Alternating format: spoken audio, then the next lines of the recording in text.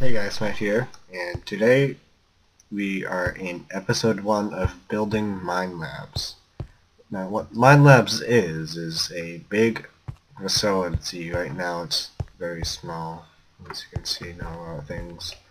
And so, yeah, we're going to be doing all sorts of mods, like applied heuristics, big reactors, mine factory reloaded. I might touch in computer craft because, yeah, I'm going to do a little build craft. And there's a village over there. We'll probably be doing MFFS. Big reactors I said already. Anything else? Big Project Red stuff. Maybe atomic science. Thermal expansions is also going to be another big one. With extra cells, which can be basically used for applied heuristics. I keep messing on that word. And covering these blocks, which they're really cool. I'll show you what they can do later on in the series. So, as you can see, I already have a big reactor going, and it's off, and it's supplying power. That goes down very quickly to our main computer room, which has all these drives, all this stuff. That's only because we are going to be making a lot of stuff in this series. So we have all 64K bit storages, and yeah, look at all that shit. And then it's going to take even more power when we are actually building a, what's it called again? A molecular assembler chamber. I think that's right. But we'll be probably building that within the next episode, and I'll be teaching you how to use that too. So, obviously, one reactor won't be enough, even if this is on. I kind of was playing around with this, and these machines, they take a lot of power to keep on running. Yeah, this is just my temporary land storage. I don't know why I'm coming out here. I need to fill that in with blocks. So it takes, these machines take a lot of power, especially the applied heuristics, mine factory reloaded, build craft, thermal expansions. Those all take a lot of power. And to do that, we're going to have twin reactors, and I may make an extension over here for twin turbines, and these are the carpenter's blocks, as you can see. I'll show you how to use those later on. So first things first, you're going to need an area to build big reactors. Now these can be a square, they can be shaped like this, they can be tall, and there is a limit on how big these can be, but I am not sure how big it can go up to. That'll be something I'll put in the description, along with this code and how I got this here, which I'll just show you it. So, this is basically it. This is the simplest thing that you can have for just to write something like that. The text size of 1, it's all white. So yeah, I'll also leave that into the code in the description. So enough rambling, let's start building the reactor.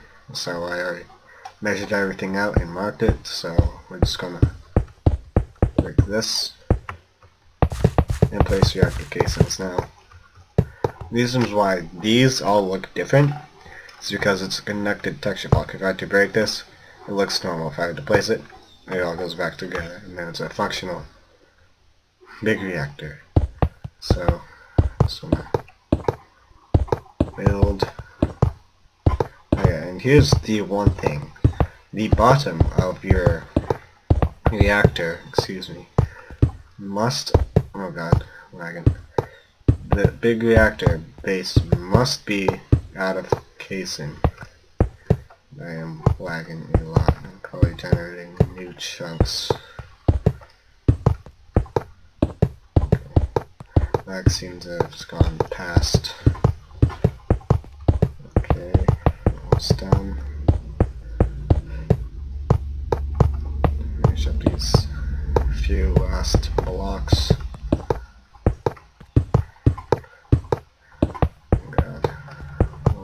Unbearable now. Okay, so now these things right here that are the yellowish things, these are called yellorium fuel rods. Now in this one, I'm just going to copy it. It's only 4 blocks wide, so this is basically what I just did. Continue the pattern like so.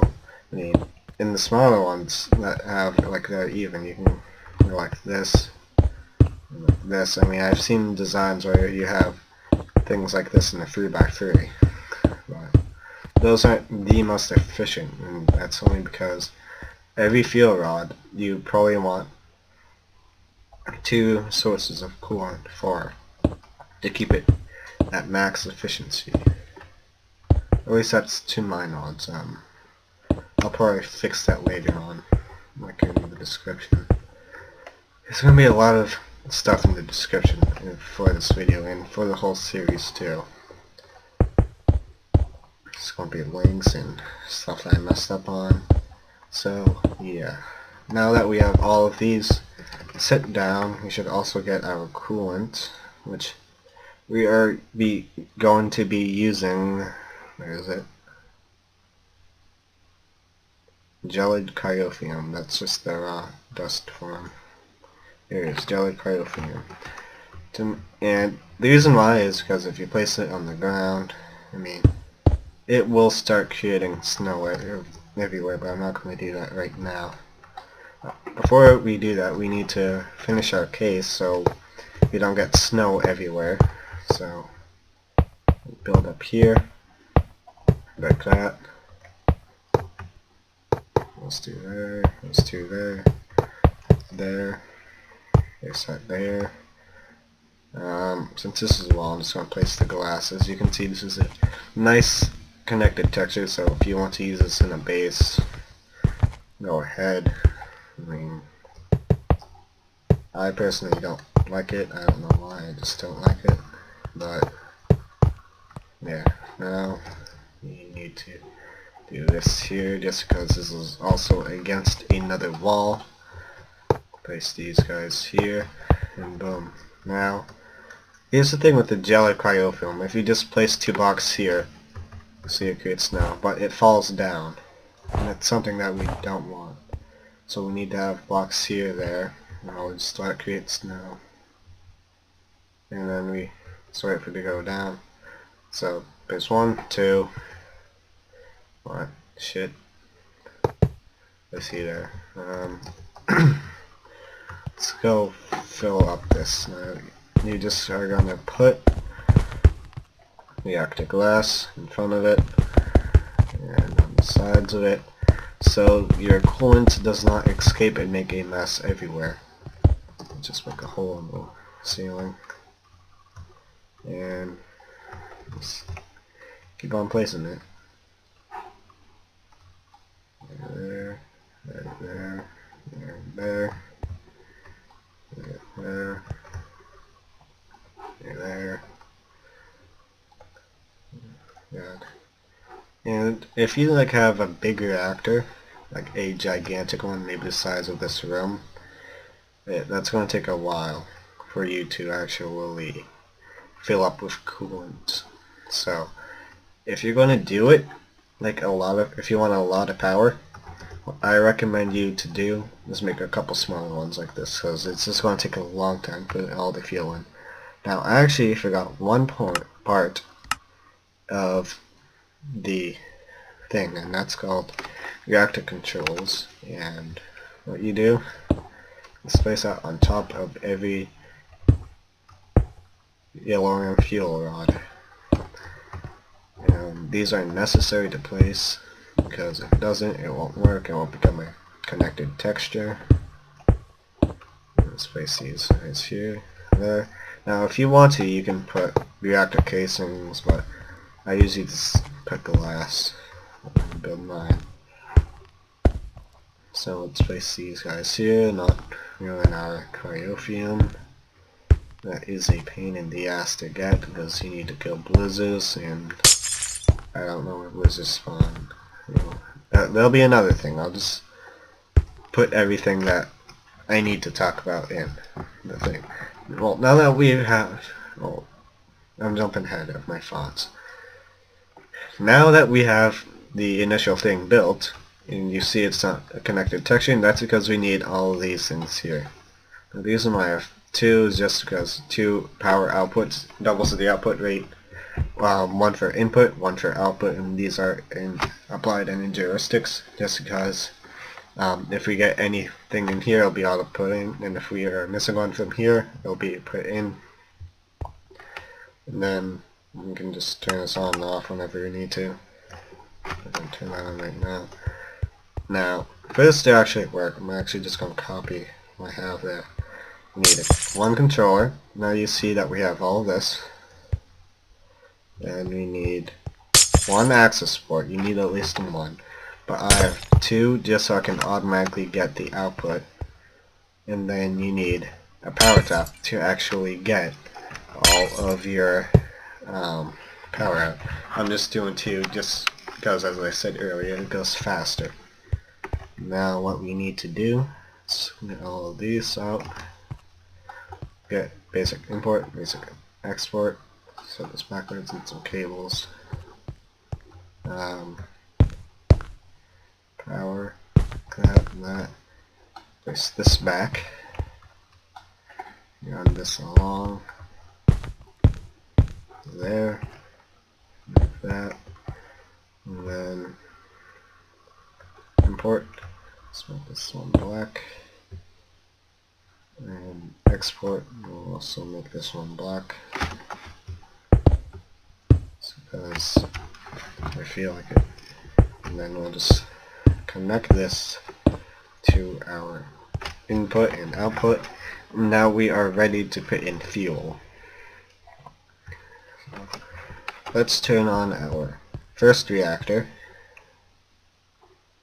And then we can put fuel in here, and I'll show you how it goes, the fuel goes in. So let us get some yellorium ingots, and these to get, you have to pulverize yellorium ore to your yellorium dust, then you have to smelt it to a ingot.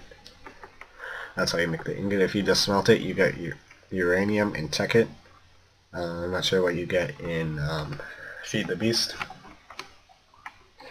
So let's grab us some of these. Let's give us stacks and stacks. Now what I'm doing is, if any I'm not sure if this is only Tekkit or just in general. I'm holding control and right clicking, but I'm not sure. Okay, really? I can't. What is? Oh yeah, this does not have what's it called? Actually, I think this does have inventory tweaks. Yeah, it does. I don't know why it's not working.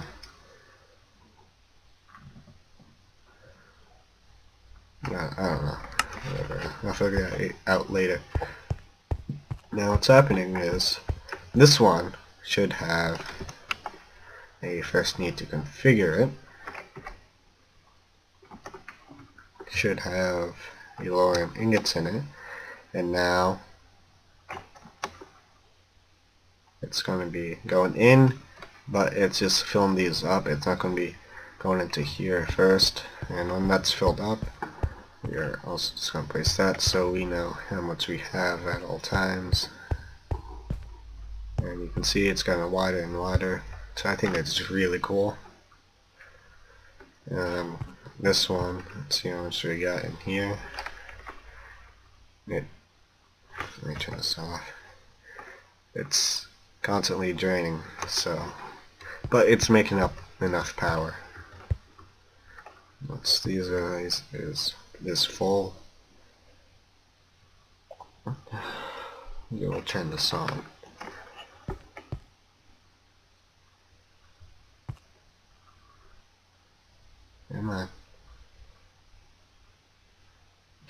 these are good. Now it's still going to be importing. Those weren't good. So now it's going to still be importing these. It's just going to go up to a stack. Now I'm going to explain what these means. This is your fuel status. That is going to say how much fuel you have in the rods. This is the casing heat. You want the heats low. Then this is just how much energy you have. And this is basically the core temperature, energy output, how much energy is outputting. This is the burn up rate, which you want low, I think. Yeah, low. How reactive or irradited the core is, high level radiation. It is fuel burn up, so you want high levels of radiation. So this does not use a ton of fuel. Let's turn this on. And we'll see how hot this gets. I think it's 1700 on the other one. Yeah, just about in these things. So now this is outputting 15.7 kRF per tick and 0.28 milli buckets per tick. And that's low. And this one you want high. So now that we have this, we should be at a constant power now. And pretty sure I could have both of these off, but I'm just going to keep them on just because they're cool. I think that's it for this episode. And just to sum things up, we built a big reactor. 2 big reactors actually. These are hooked up.